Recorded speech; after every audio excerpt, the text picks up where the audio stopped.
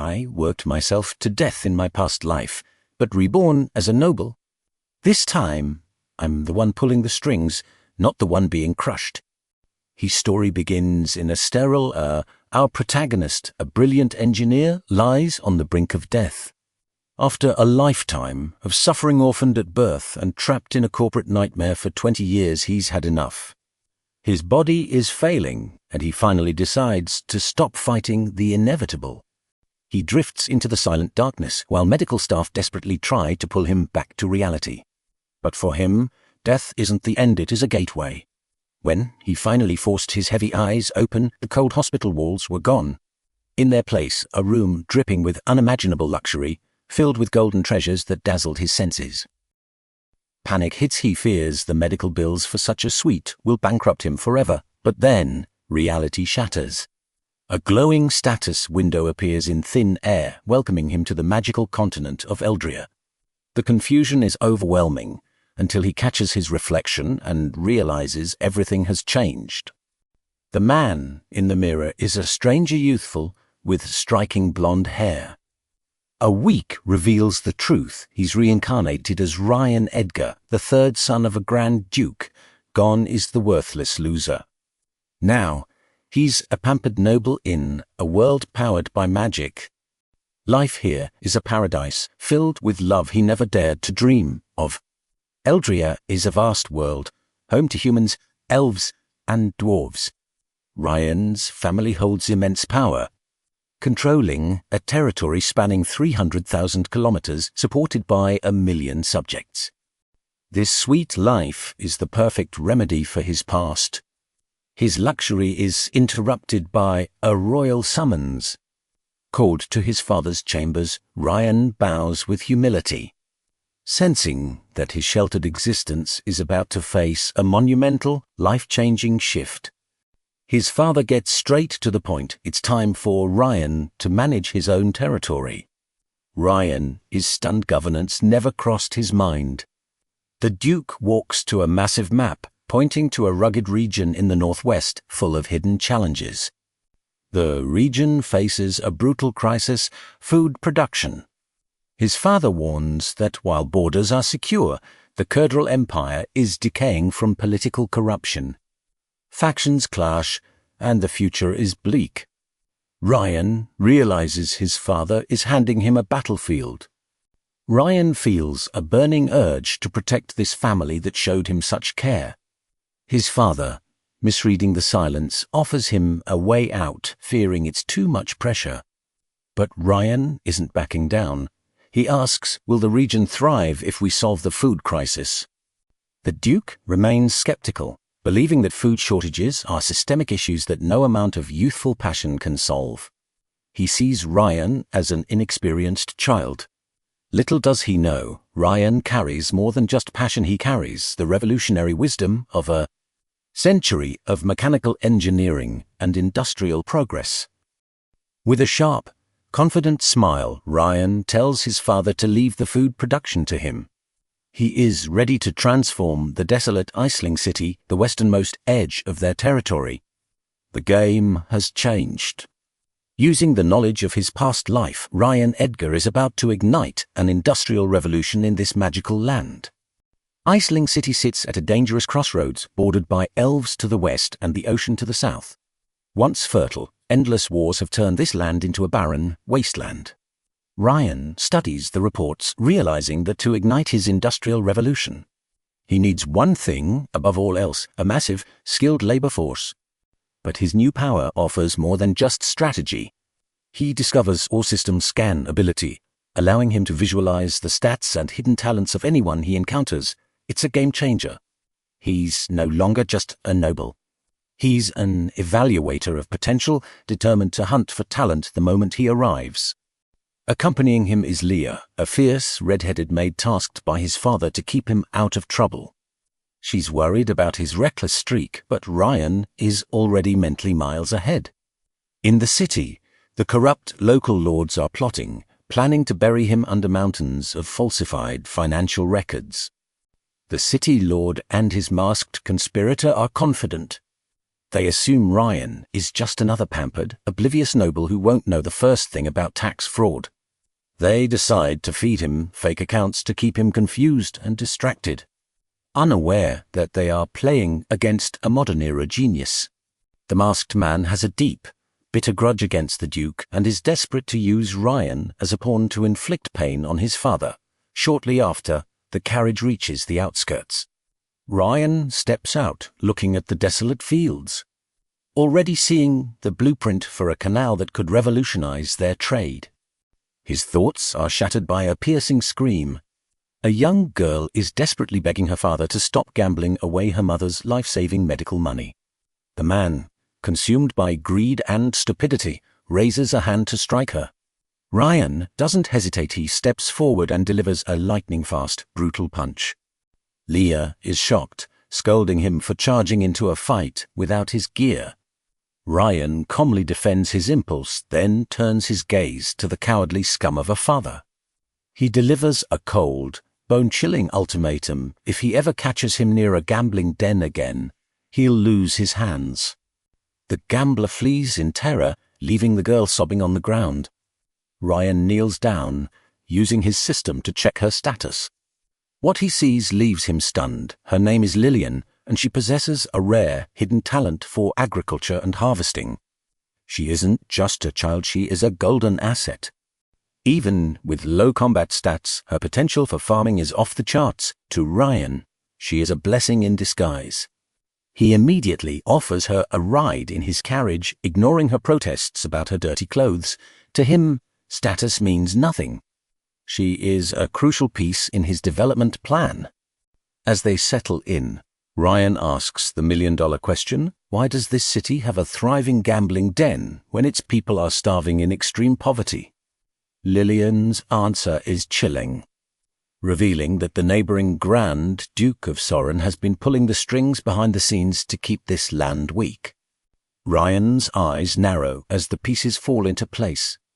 The corruption isn't just local. It's an orchestrated effort to keep his territory broken.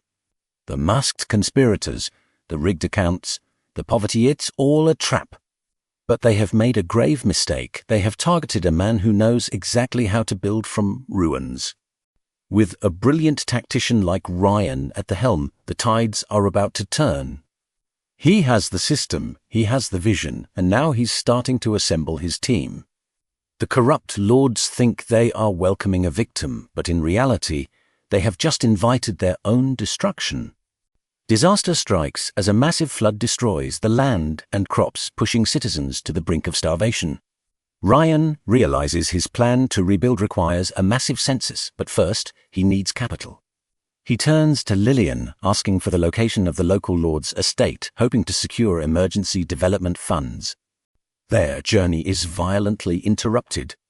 A horseman screams at the crowd, calling them peasants as he recklessly charges through the streets. He nearly crushes Ryan, but Leah saves him just in time. Ryan, sensing the tension, tells her to release him, while learning that the rider is the young master of the Edwin family. The Edwin family owns every casino in the city, which is Ryan's eureka moment. If they are hoarding all the wealth while the citizens starve, they are the perfect target to fund his revolution. Instead of the estate, he changes course. They are going to the casino to drain the Edwin's coffers dry. Lillian is terrified, warning that the casino will leave him penniless. Ryan just smiles. He is confident they cannot outplay him. As they enter the den of vice, Ryan is disgusted by the sight of desperate people throwing away their lives. He ignores the small fries, waiting for the big fish to appear. He approaches an attendant, feigning ignorance, and is handed to free chips to try his luck. He throws them down, losing instantly, just as the casino crew planned. But when he tries to leave, the attendant blocks his path, claiming he owes a massive debt for the chips he was told were on the house. The scam is blatant. The attendant claims each chip is worth 100 gold coins, demanding 250 total. When Ryan refuses, the attendant insults him and suggests leaving his maid as payment. The air turns icy. Lillian shouts that the chips are actually worth only a single silver coin. The attendant loses his cool and orders his guards to beat Lillian, but he never gets the chance. Ryan steps in slang across the room with a devastating punch. The floor erupts in chaos, but Ryan stands perfectly calm, his gaze scanning the crowd, waiting for the real master of the house. The violence draws out the big fish. A man of status steps into the light, furious at the disruption. Ryan doesn't look intimidated. He looks like a predator who finally found his prey. He isn't here to play games. He is here to dismantle this corrupt, gambling empire from the ground up. The room goes silent as the casino boss confronts Ryan. The lord of the city believes he holds all the cards, but Ryan has already scanned his status. He knows exactly how much power this man has, and he is ready to crush the Edwin family's entire financial operation using his modern economic logic. Ryan challenges the boss, daring him to keep playing. The boss, blinded by arrogance, assumes Ryan is just a reckless brat. He doesn't realize he is facing an engineer who spent 20 years analyzing systems both mechanical and corporate. Ryan is about to teach them the true meaning of a bankrupting move. The crowd watches, terrified yet hopeful, as Ryan prepares to bet against the very institution that has been bleeding them dry. He isn't just playing for gold. He is playing for the future of Iceland City. Every chip he puts on the table is a building block for his future industrial empire. With the system guiding his every move and his brilliant mind calculating the odds, Ryan is invincible. The Edwin family's control over the city is about to crumble. The trap is set, the bait is taken, and Ryan Edgar is ready to claim his prize. The revolution begins at the gambling table. Yahello orders his thugs to brutalize the gamblers for causing a scene. Lillian, watching in horror, blames herself for bringing Ryan here. But she remembers his kindness and decides she's had enough. She steps into the line of fire, boldly shouting that she won't stand by and watch them scam her hero. The crowd freezes. Everyone knows that crossing Yahello is a death sentence. Yahello sneers, mockingly asking if she's truly challenging him. Lillian doesn't flinch, accusing him of ruining countless lives.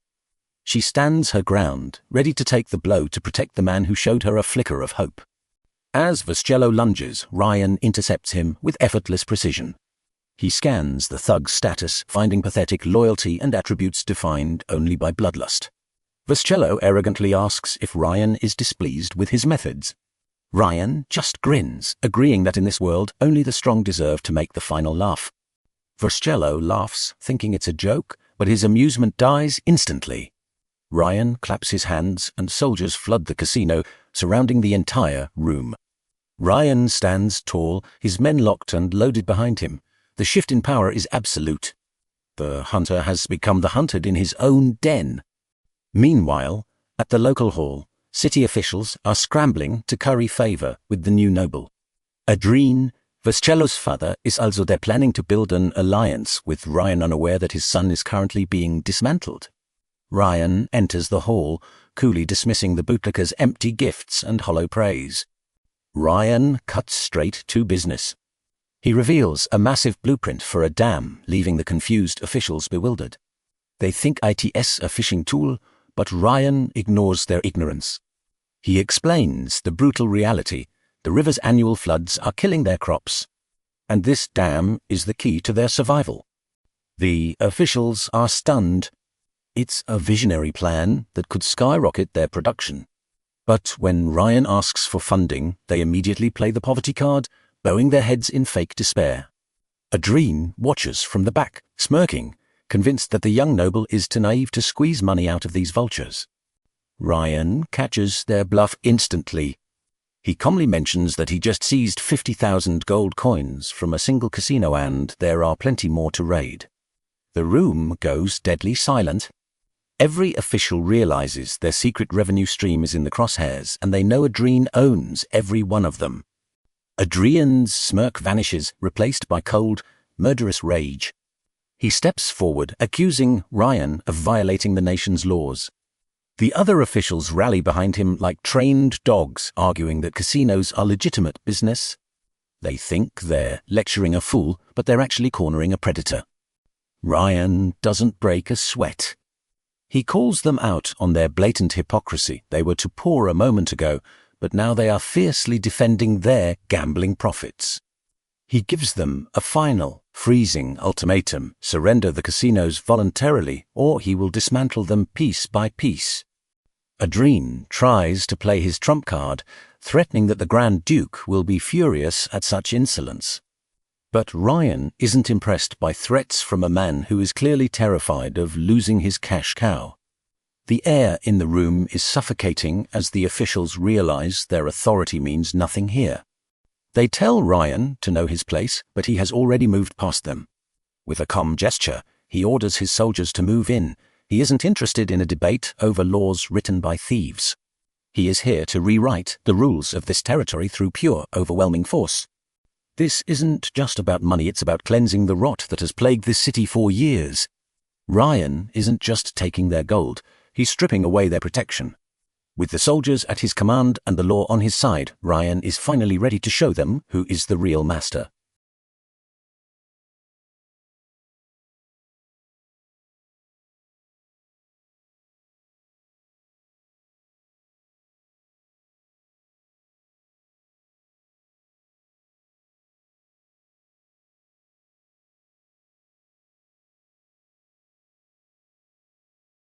Ryan escalates the tension by dragging into bound casino guards. Adrien, the father of the boss, turns pale. These men are supposed to be untouchable. Ryan calmly asks if anyone recognizes them, mentioning they confessed to an assassination attempt under the orders of a powerful city figure. The officials tremble. If those guards speak, the entire conspiracy falls apart. Adrien, realizing the trap, makes a desperate, gruesome move. Under the guise of righteous anger, he unsheathes a blade and executes both guards on the spot, silencing the witnesses to save his own skin. Adrien feigns regret, claiming he was overcome by fury at their betrayal. Ryan plays along with a cold, terrifying smile, mocking Adrien's strong sense of justice, but the game is far from over. Ryan demands the main culprit be brought forward, and the room goes silent as Vascello is dragged in. Vascello is still screaming, unaware of the death trap his father just navigated. He demands to know why the servants are dead, threatening Ryan with torture. He boasts that he is untouchable in this city. Ryan just laughs. This arrogance is exactly what he needed to shatter their pride. Ryan steps aside, revealing Adrien standing right there. Vascello is stunned, expecting his powerful father to crush the brat, but instead of an attack, Adrien screams in terror, forcing his son to his knees. The realization finally hits Vascello. He has been threatening the Duke's own son. The arrogance evaporates, replaced by sheer, bone-chilling fear. Vascello and Adrien grovel, pledging their absolute loyalty to Ryan, desperate to keep their lives. Ryan remains unmoved. He offers them one path to survival. They must surrender every cent of their illegally obtained fortune immediately. Adrien, seeing no other way, makes a desperate gamble. He betrays the city lord, Eldritch, revealing that Eldritch has been conspiring with external forces to mount a rebellion. The news sends shockwaves through the hall.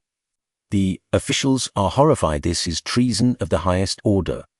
Ryan plays the part of a hot-headed fool to perfection. He screams at Adrien for spreading such slander and abruptly orders his soldiers to execute him. Eldritch watches, hidden in the crowd, feeling a surge of secret relief. He thinks Ryan is nothing more than a short-sighted, impulsive child. Eldritch steps forward with a fake, submissive smile, swearing his undying loyalty to the Duke's son. He believes he has successfully steered Ryan's rage away from himself. He thinks the brutal Ryan is easy to manipulate. Little does he know, he is walking right into a guillotine. Ryan smiles back, appearing to accept the oath. But the system scan is already active, stripping away Eldritch's mask. Ryan sees the greed, the betrayal, and the hidden rot deep within Eldritch's status window. Every word Eldritch utters is being catalogued by the system as evidence of his doom. The trap is perfectly set. Ryan has exposed the corruption, forced his enemies to tear each other apart, and gained full control over the city's resources. The foolish boy has effectively neutralized every powerful threat in the room without lifting a finger in direct combat.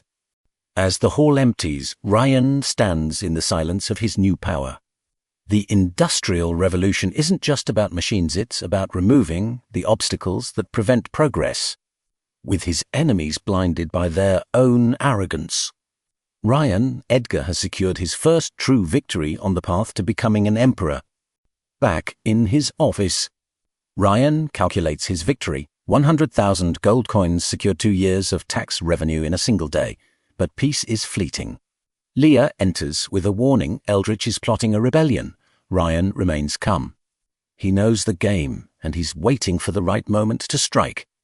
Eldritch meets with the Mage Guild Master, Malcolm fueling his anger with calculated lies. He knows Ryan's refusal to hire mages has offended Dild. Eldritch smiles, convinced that by turning the mages against him, he's left the young noble exposed and defenseless in this dangerous city. The next morning, Malcolm storms into Ryan's chambers, screaming about a blatant insult in the recruitment letter. Ryan is baffled. He simply wanted affordable labor, not a political war. Malcolm threatens to pull all guild support, effectively trying to strangle the project before it even begins. Ryan deploys his system scan on the guild master. To his surprise, Malcolm's loyalty is surprisingly high. He's just being manipulated. Ryan realizes this isn't a true enemy.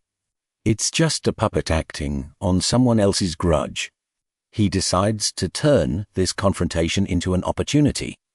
He explains his logic. Magic is too expensive, mana is limited, and he needs to prioritize the suffering civilians. He challenges the city's rigid hierarchy, refusing to accept that non-magical people are inferior. It's a dangerous, bold stance that threatens to tear down the societal order the mages depend on. Malcolm is enraged by this blasphemy, but Ryan stops him cold. With a single word, Leah pins the guildmaster to the wall with a blade at his throat. Ryan drops the naive noble act. Delivering a chilling ultimatum, he isn't making idle threats, he is enforcing the law. Facing death, Malcolm's arrogance shatters. He begs for mercy. Ryan orders Leah to stand down, realizing that Malcolm is merely a pawn. He spares his life, planting the seeds for a future alliance, all while keeping his true intentions hidden from the prying eyes of the corrupt officials. Suddenly, the system pings Ryan has completed his novice quest by investigating 10 key individuals. He earns a massive reward, but there's no time to celebrate. A new mission flashes on the screen: recruit 5 high-stat characters. The game has leveled up, and Ryan is ready to build his dream team. Malcolm retreats, shaken to the core. Outside, Eldritch is waiting, eager to hear how the guildmaster ruined Ryan, but Malcolm is terrified, warning Eldritch to back off. Ryan didn't just listen, he dominated the conversation, leaving the guildmaster with absolutely no leverage. The tension in the city is reaching a breaking point. Ryan is quietly assembling his resources while the corrupt officials continue to underestimate him. They see a boy playing with blueprints. They don't see an engineer who is already calculating the exact moment their entire world will collapse. The novice quest is finished, but the real war for this territory has just begun. Ryan now needs 5 elite individuals to complete his roster, and he's already setting his sights on the next target. The corrupt lords think they have the upper hand, but they have no idea what's coming. With the system's power and his own brilliant intellect, Ryan isn't just surviving here, he is dismantling their empire piece by piece. The stage is set for an epic revolution, and this is only the beginning. Eldritch is secretly plotting with the Mage Guild Master to poison the entire labor pool. He is absolutely certain that the peasants will be too lazy to work, forcing Ryan to crawl back to him in total defeat. Malcolm, despite his initial hesitation, finally decides to let this dark scheme unfold to test Ryan's true resolve. The recruitment notice finally goes up: 3 square meals a day and guaranteed daily wages. The citizens, long hardened by years of cruel noble betrayal, are deeply suspicious. They whisper in doubt, fully convinced it's another trap, until Lillian boldly steps up to defend Ryan's name against all the cynics. Lillian's passionate defense is met with loud mockery from the crowd. She ignores them, walking straight to the attendant to sign up her father for the project. The attendant denies Lillian due to her age, but secures her father a stable, life-changing job at the new dam site. A revelation unfolds. Ryan isn't just offering manual labor. He's offering genuine refuge. He allows families to stay in company quarters with free medical care. Lillian's father, overwhelmed by this unexpected grace, breaks down in tears. Real hope finally begins to spread through the starving city. Seeing the benefits, the crowd's skepticism evaporates and they rush forward to sign up. The commoners finally feel they are treated as human beings. Meanwhile, Ryan receives a system reward, a lithium battery blueprint. It is useless without a generator, leaving him frustrated. Malcolm refuses the sabotage, but Eldritch pressures him, claiming the peasants are lazy and deserve nothing. Eventually, Malcolm caves into the suggestion, agreeing to test Ryan's management with this dirty trick, hoping it will expose the young noble's incompetence to the entire city. Eldritch remains confident, telling Malcolm that the peasants will surely fail Ryan. He wants Ryan to feel the sting of failure. However, Malcolm still struggles with his conscience, feeling deeply uneasy about sabotaging the livelihood of the common folk just to satisfy a noble's petty greed. Ryan is troubled by his new system quest. He must recruit 5 high-stat characters to succeed. He considers training Leah, but her stats are already nearly maxed out. He realizes his best bet is to head into the city and scout for new, hidden talents to build his dream team. Ryan is deep in thought, wondering how he can possibly find elite talent in this ruined city. He worries that his current lack of manpower is a major bottleneck. He knows that without the right people by his side, his ambitious industrial plans will never leave the drawing board. Suddenly, the silence is broken. Lillian rushes into the room, horrified and breathless. She informs Ryan that the construction site has fallen into chaos. The workers are not just slacking off. They are physically collapsing, unable to continue their work as a strange illness spreads among them. The scan reveals a horrific truth. The workers aren't just ill, they are being cursed. A dark, evil stone is buried deep underground, radiating a foul corruption that saps the life and strength out of his people. Ryan realizes that Eldritch has truly crossed the line, resorting to lethal, forbidden dark magic to sabotage his progress and destroy his dream. To counter the sabotage, Ryan activates his prospecting skill. He analyzes the geological conditions within a 10-kilometer radius, searching for the source of the dark energy. Though he finds no minerals, he detects a weird, magical anomaly buried deep beneath the earth, right under the construction site. He directs the worker, Rock, to dig at the exact spot. Despite his exhaustion, Rock complies and unearths a suspicious stone emitting faint, cursed magic rays. Even Leah is shocked, as the aura is so subtle that only Ryan could have detected its hidden, malicious location. Ryan orders the crystal sealed in a box. When asked about potential cures, Leah suggests visiting the church or a high-level wizard. Ryan, suspecting the Wizards Guild is behind this, decides they need a priest. He comforts Lillian, promising that whoever cursed her father will pay for this. Ryan arrives at the local church, seeking help for the afflicted workers. He is greeted by a saintly figure who seems kind yet mysterious. Before engaging, Ryan uses his system to investigate her. He discovers her name is Ayura, an elf with surprisingly high loyalty to her faith. Ayura introduces herself and gracefully agrees to examine Rock. She channels her divine energy into him, instantly dispelling the dark curse. Rock feels like a new man, cheering as his strength returns. And he immediately pledges to work even harder to finish the dam project on time.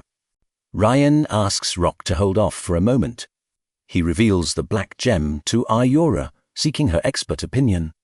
She explains that it is a common magical crystal infused with a significant amount of dark energy, designed to drain the life force of anyone nearby through a lingering, exhausting curse. Ayora clarifies that this was more of a cruel prank than a lethal spell, as the caster only intended to induce fatigue. She then examines the black stone, noting how easily such crystals can be mass-produced to hide in construction sites, effectively stalling Ryan's progress without causing permanent harm. Ayora remarks that she is well aware of the dam project, as it greatly benefits the citizens and eases the church's burden. Ryan is deeply angered by the sabotage, realizing that Malcolm and his guild are playing dangerous games. He decides that the wizard deserves a harsh lesson. Ryan asks if there is a way to purge the curse from the entire site at once. Ayora admits it is difficult, as they cannot simply dig up crystals every single day. She then suggests a unique solution, pointing Ryan toward an eccentric but powerful expert who can solve his problem. She hands Ryan a note directing him to the home of Lady Selena, the former president of the Wizards Guild. Ryan knows that convincing this mysterious, high-level wizard to help him will be his biggest challenge yet. He realizes this is the key to finally overcoming the guild's interference. Through the haze, Ryan spots Selena in the distance, wildly experimenting with dangerous, high-level spells. She is completely absorbed in her research, oblivious to the destruction she has caused, showing no concern for the debris or the consequences of her volatile magical outbursts. Ryan makes his request, but Lady Selena coldly refuses, claiming her research on magical devices is far too important to be interrupted. When Ryan asks if she is only working on simple ones, Selena laughs in his face, mocking his ignorance. Leah immediately steps in, demanding respect for her master. Selena is instantly intrigued by Leah's high magical affinity and insists she become her apprentice. The tension between them reaches a breaking point, but Ryan calmly intervenes, reminding everyone they are here to seek assistance. He shifts the focus back to the failed devices scattered across her desk. Selena admits her struggle. She is trying to create a device capable of storing her own potent electric magic, but every single prototype explodes. When she mentions electric magic, Ryan's eyes light up. He realizes he has finally found the missing piece to his technological puzzle. Ryan shocks Selena by claiming he knows how to build a stable electricity storage device. She thinks he is playing a sick joke, but Ryan remains dead serious. He offers a high-stakes deal. If he provides the method, she must help him deal with the corrupt Mage Guild. Selena agrees to the terms, though she warns that if Ryan fails, he is on his own. Ryan, secretly thrilled, pulls out the lithium battery blueprint. He plans to use the mages as human power generators until he can successfully build his own advanced hydraulic systems. Ryan quickly assembles the battery and presents it to a skeptical Selena. She fears it will blow up the moment magic touches it, but Ryan confidently assures her it is stable. He explains the battery's impressive capacity, urging her to charge it with her own raw electrical energy. Selena channels her lightning into the battery, bracing for an explosion that never comes. Ryan smiles, noting that the battery is far from full. Driven by her massive ego, Selena unleashes even more power, pushing herself to her absolute limits until she finally collapses from total exhaustion. Ryan checks the status. The battery is at 87% capacity, enough to power a vehicle for thousands of kilometers. He realizes he has found the ultimate human battery in Selena. She is stunned, having never imagined that her volatile magic could be harnessed so efficiently and safely. Selena is shocked to learn that Ryan can not only use electricity but also distribute it to the common people. She argues that magic is too difficult to master, but Ryan smiles, revealing he has blueprints for devices far more advanced than this battery to improve life for everyone. Ryan promises to revolutionize the city if Selena works with him. Meanwhile, The corrupt guild master Malcolm sits in his chambers confidently waiting for Ryan to come crawling back for help. He is completely unaware that his former protege is already marching toward him with a plan. The atmosphere in the guild headquarters is tense. Suddenly, the chamber doors swing open and Selena walks in. Malcolm is visibly shaken, his face pale with shock, as he realizes his greatest trump card has just switched sides and is now standing right in front of him. The power dynamic has shifted instantly. Selena's presence signifies the end of Malcolm's unchallenged control. Ryan stands behind her, ready to dismantle the corrupt guild piece by piece. The final confrontation is here, and the corrupt officials are about to pay the ultimate price for their arrogance. Selena confronts Malcolm, accusing him of crossing the line by targeting Ryan. Though Malcolm tries to play innocent, Selena's intimidating pressure leaves him no room to hide. She demands a full confession regarding the sabotage at the construction site, showing him exactly what happens when she is pushed to her limit. Terrified by her aura, Malcolm finally breaks. He confesses that he manipulated the mages, claiming Ryan had disrespected them. He ordered them to create cursed crystals and use teleportation magic to bury them underground, intending to make the workers so exhausted that Ryan would look incompetent and fail. After venting his petty grievances, Malcolm begs for mercy, insisting he had no other malicious intent. Selena berates him, exposing that he has been nothing more than a pawn for others. She orders him to immediately recall the mages and undo the sabotage he caused to the project. Selena contacts Ryan to confirm that the Mage Association is now under control. She even offers to eliminate the noble Eldritch permanently, but Ryan politely declines. He has a deeper plan, intending to keep Eldritch active as bait to lure out the shadowy master pulling the strings behind the scenes. Ryan appreciates her help but keeps his focus on the mission. He urges Selena to put the mages to work charging his batteries, officially turning their aggression into his industrial gain. Selena leaves with a smile, clearly intrigued by Ryan's ambition and eager for their next collaborative project. Meanwhile, Eldritch reports the shift in the Mage Association to his masked master. The master is unbothered by Selena's interference, telling Eldritch that his priority must remain the dam project. He warns that if the dam succeeds, it will revitalize the city, which is the last thing they want to happen. Eldritch assures his master that he has already laid a secondary trap at the dam site. He has colluded with the corrupt nobles in charge of grain supplies to artificially skyrocket prices, betting that Ryan won't have enough capital to keep his workforce fed and the project running until completion. In the city market, chaos erupts as grain prices double in a single day. Lillian desperately argues with a greedy merchant, but the seller scoffs at her pleas, callously telling her to leave if she cannot afford the price. He sees this as a golden opportunity to exploit the desperate citizens for massive profit. When Lillian warns the merchant of Ryan's wrath, the merchant laughs, believing he is untouchable. He cruelly shoves Lillian to the ground to trample her. The situation worsens until Ayura hears of the price hike. Realizing the people will never survive the coming winter without a solution, Ayura decides to take drastic action, preparing a large sum of money to bribe the guards to secure grain. As her sister Iria prepares to carry out the order, she is shocked by the amount of cash involved. Just as the transaction begins, Leah appears out of nowhere to snatch the money pouch away. Ayura is stunned, but the shock deepens when Ryan himself steps out from the shadows. Leah hands the money to him, and Ryan turns to Ayura with a calm, calculating look. He asks if she is finally ready to make a deal with him, setting the stage for a new alliance. Ryan confronts the saint, Ayura, and calmly reveals he knows her secret. She and her sister are elves. Despite her initial defensive posture, Ryan cuts through the tension. He isn't here for conflict. He wants to discuss the city's collapsing food supply and his plan to stabilize the market.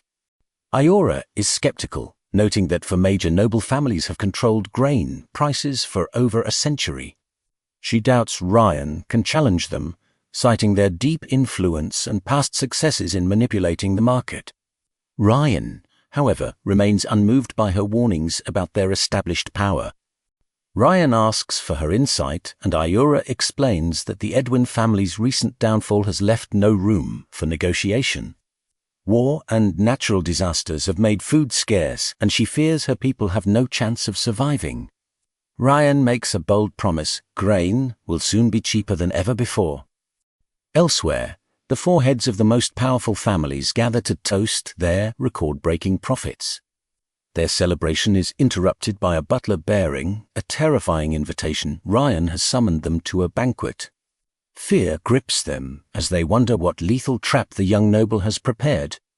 Augustus, head of the Klein family, urges his peers to stay calm, relying on Eldritch's assurances that their price gouging is technically legal. He boasts that no one, not even the Emperor, can challenge their monopoly. They agree to stick together, confident that they are absolutely unstoppable. In a pathetic attempt to play the victim, the four lords arrive at Ryan's hall wearing ragged, dirty clothes. They intend to feign poverty and deceive him. Ryan watches them with a hidden smile, fully aware that these greedy men are walking straight into his web of manipulation. Augustus immediately tries to shift the narrative, claiming they have already donated vast sums to Ryan's dam project and are selling grain at rock-bottom prices. Leerstandsbewijs beitend lies, while Ryan continues to play along, feigning gratitude for their generosity. Ryan shifts the conversation to business, casually mentioning he wants to discuss the grain market. Augustus, sensing an opening, smugly replies that they are aware of Ryan's financial struggles and insists that reducing prices would be a massive, unacceptable loss for their houses. Ryan drops a bombshell that leaves the lords dumbfounded. He tells them he isn't asking for a price reduction. Instead, he commands them to raise the price of grain to 4 gold coins per sack. The lords are paralyzed by confusion, unable to process this sudden change in demand. Augustus is left speechless as Ryan doubles down on the order. Ryan then reveals his true intent. He doesn't care about their price gouging, because he plans to take a 30% commission on every single sale. He is turning their exploitation into his own primary funding source. Augustus and the other crooked merchants are convinced that Ryan is just like them, a cunning player seeking profit. They are relieved to have his official backing for the grain price hike.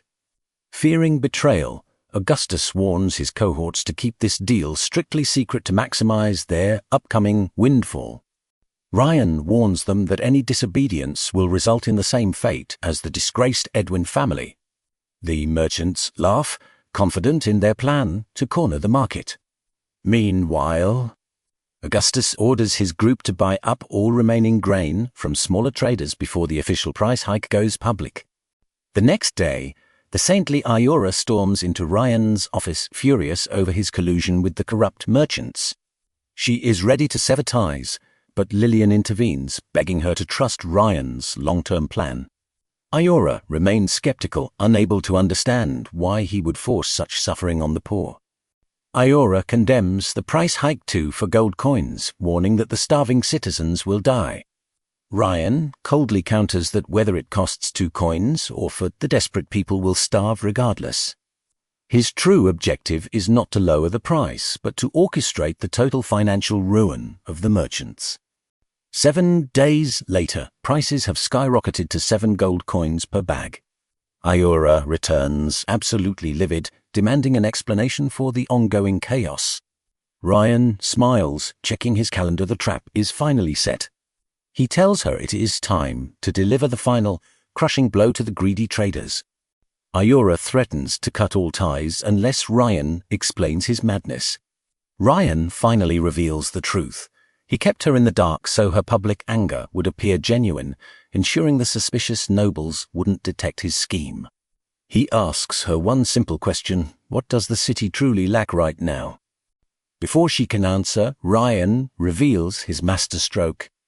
The city is currently paralyzed because there isn't a single merchant left who is actually willing to sell grain. By buying up all the stock to hoard it, the greedy merchants have effectively cut off their own supply lines. Ryan explains that the market hasn't just inflated. It has completely frozen. With no grain hitting the stalls and the merchants holding onto worthless, overpriced stock, the entire system is ready to implode. The trap is about to spring, and the merchants have no exit strategy left. The merchants celebrate their success, unaware that their warehouses are filled with grain they can no longer sell. Ryan watches from the shadows, knowing that the moment he releases his own reserve, their assets will plummet in value, leaving them with nothing but heavy debts. Ayora is stunned as the reality of Ryan's tactical genius sinks in. He hasn't just played the market. He has weaponized the merchant's own greed against them.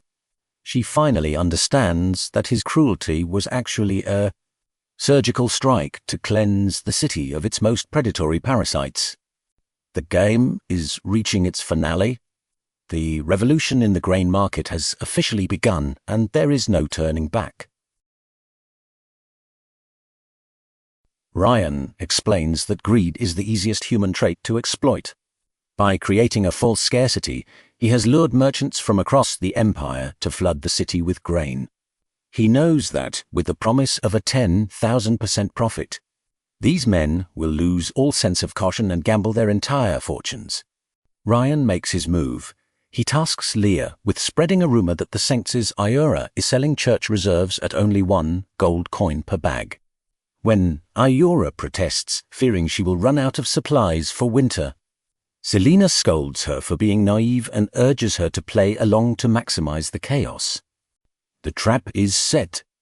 Ryan tasks Selena and the Mage Association to seal off the city, ensuring no merchant can escape the impending financial collapse. Leah remains nervous, fearing what might happen if the merchants hold their ground. But Ryan assures her that his plan is an unavoidable open trap. The panic spreads when news hits the streets. The church is underselling everyone. Augustus and his cohorts are initially skeptical, assuming the church lacks sufficient supply. However, faced with desperate citizens, they decide to buy up the church's grain to maintain their monopoly on the market. The church is immediately besieged by massive crowds. Ayora, acting on Ryan's orders, claims the Pope has sent 10,000 bags of grain to support the suffering people.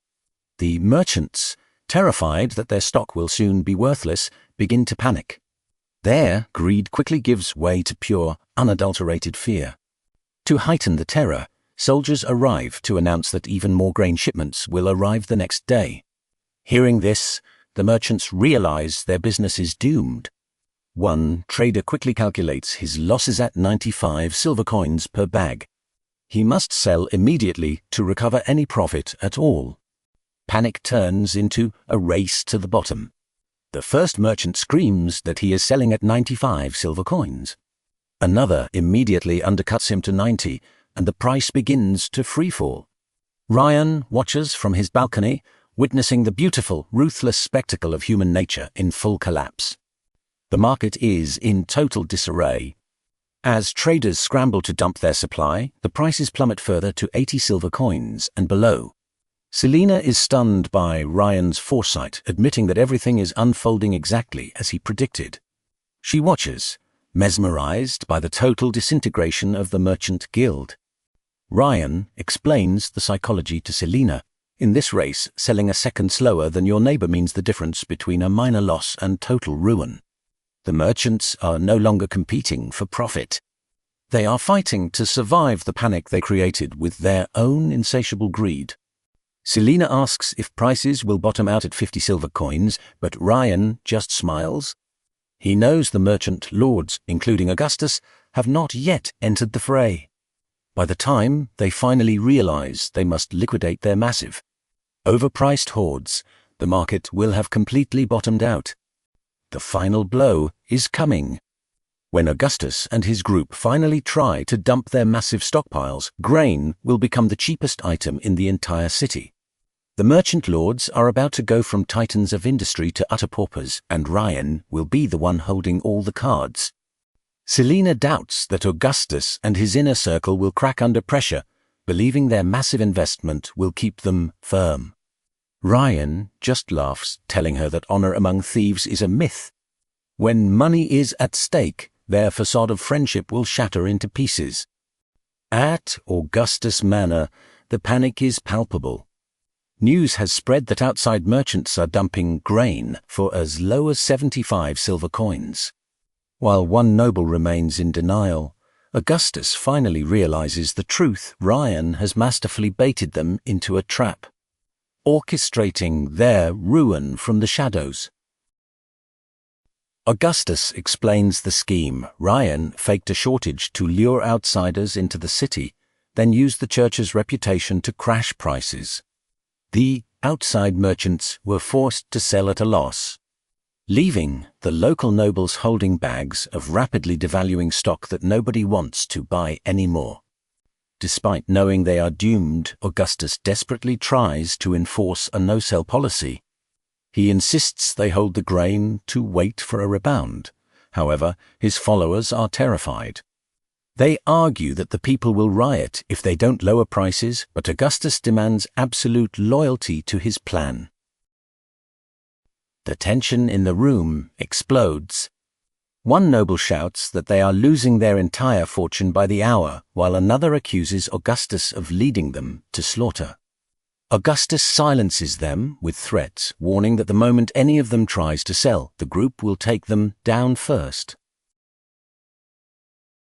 The nobles agree to his face, but the air is thick with deceit. Deep down, each of them is planning to betray the others. They realize they are on their own, and as they leave the manor, their secret plans to liquidate their assets begin to take shape in their minds. Paranoia takes over. Once they are home, each noble immediately orders his retainers to sell everything before their rivals can beat them to the market. Even Augustus' spy's own demands for unity, secretly instructs his men to dump their grain supplies before the market hits zero. Meanwhile, Ryan shows Ayura a massive, ever-growing reserve of grain. By selling at the market peak and buying back at the bottom, Ryan's strategy has generated a massive fortune. Ayura is shocked. She finally realizes that their wealth is not shrinking, but exploding in size. Lillian bursts in with news. Prices have crashed further, with 3 bags of grain now costing only 1 gold coin.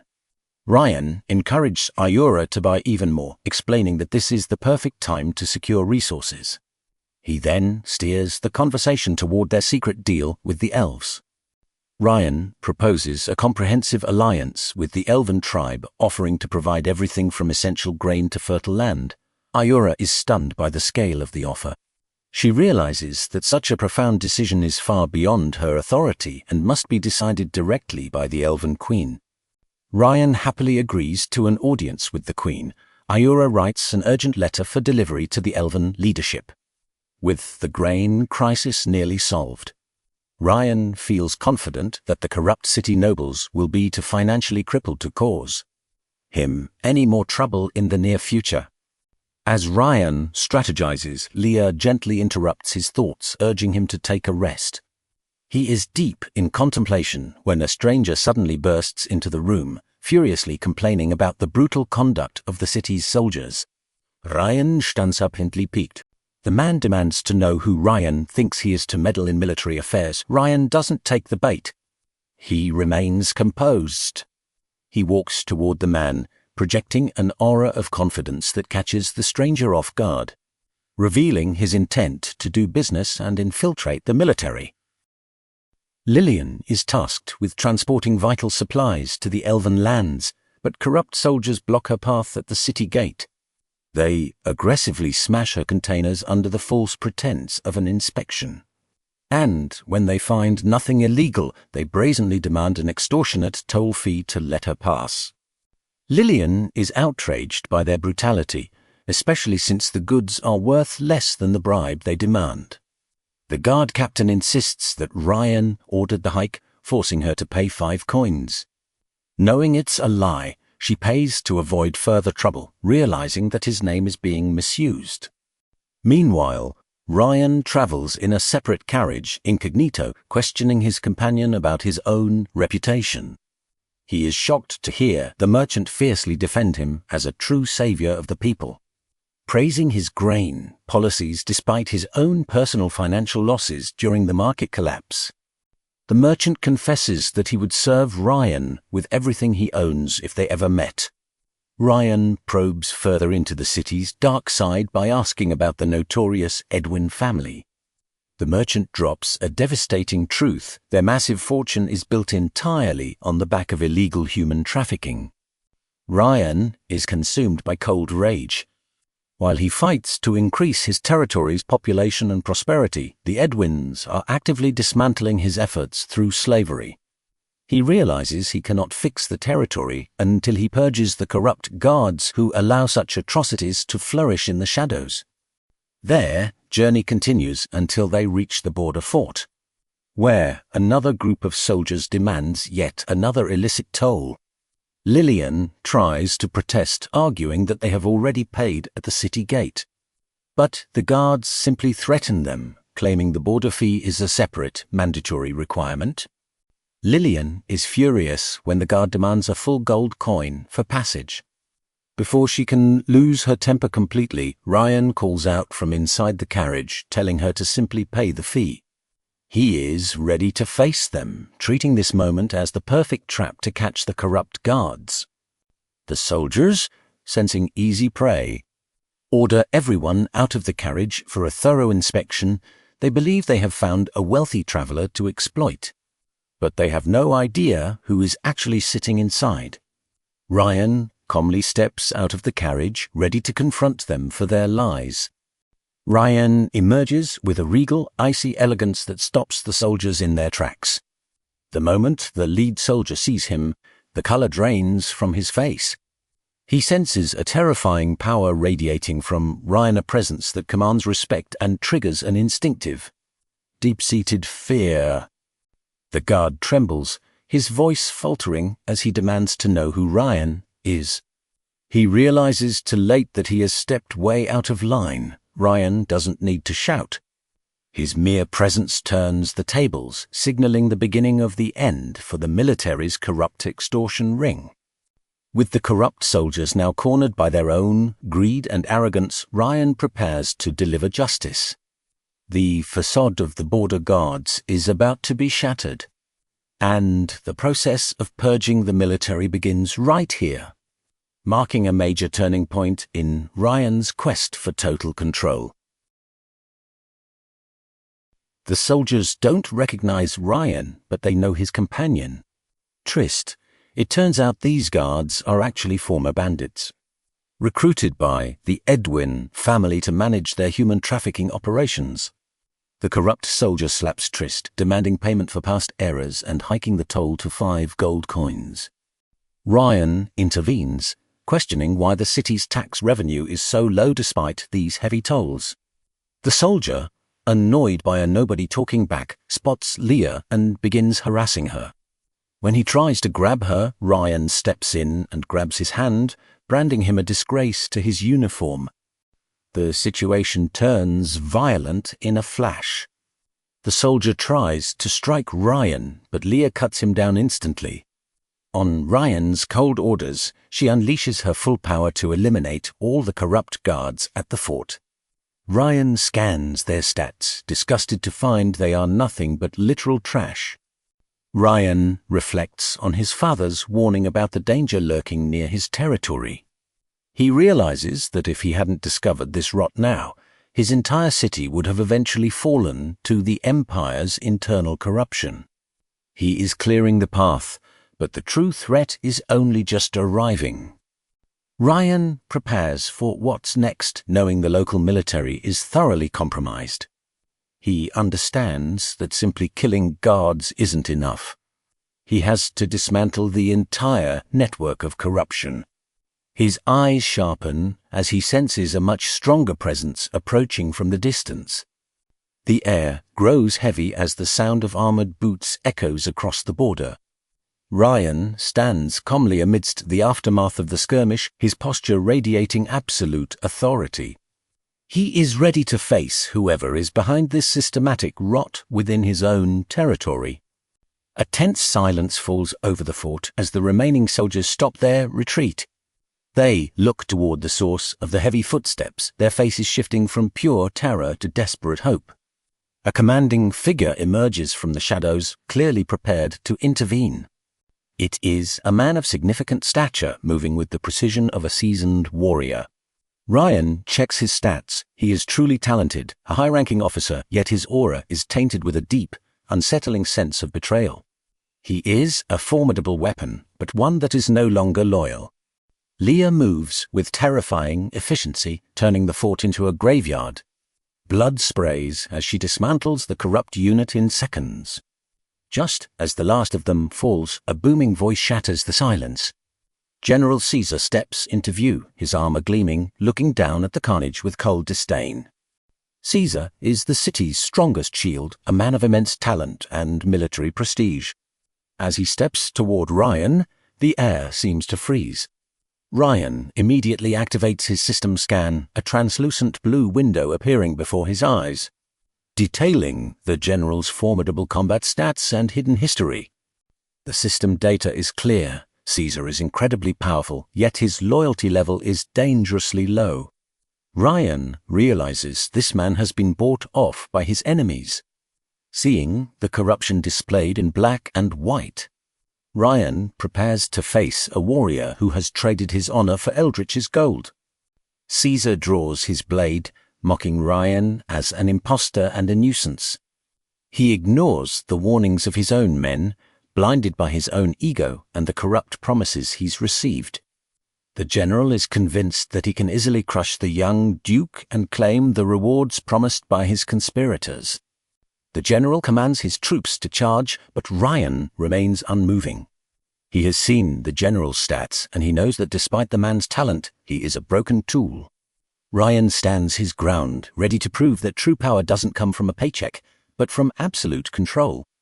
As the clash begins, Ryan's eyes glow with a calculated, dangerous light. He has lured the traitor out into the open, and he intends to make him the final example of what happens to those who betray the state. The purge of the military has officially reached the point of no return.